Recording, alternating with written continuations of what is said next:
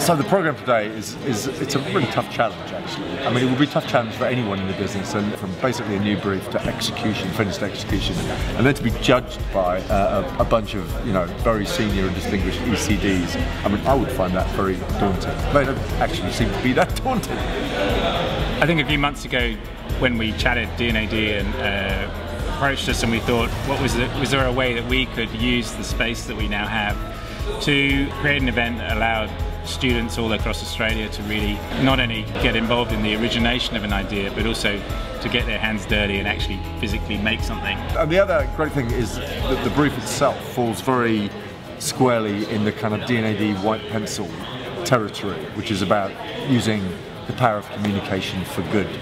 And I think this food waste issue is a huge burning issue, and it'll be really, really interesting to see where they get to. We have high hopes.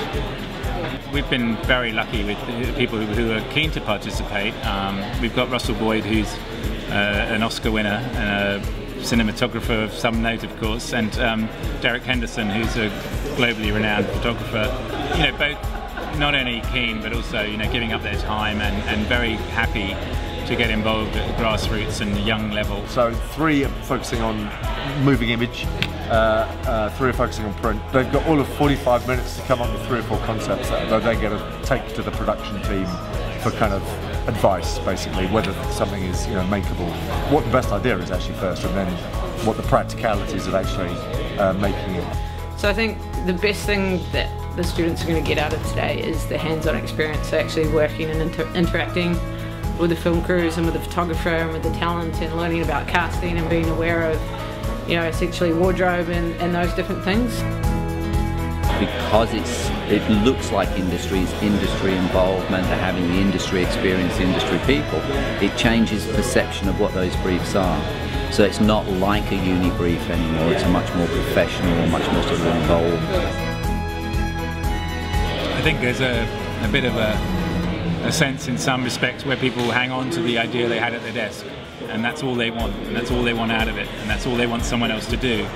And that's missing out on an enormous opportunity for an idea to really come to life. And I think by being more open-minded to the process, by being more aware of the process, the idea itself can transform to something incredibly potent, because you're experiencing it as you're making it.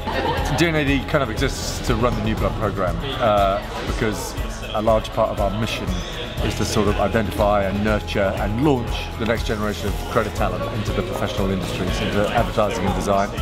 And the money we get to run the New Blood program comes from the worldwide creative community.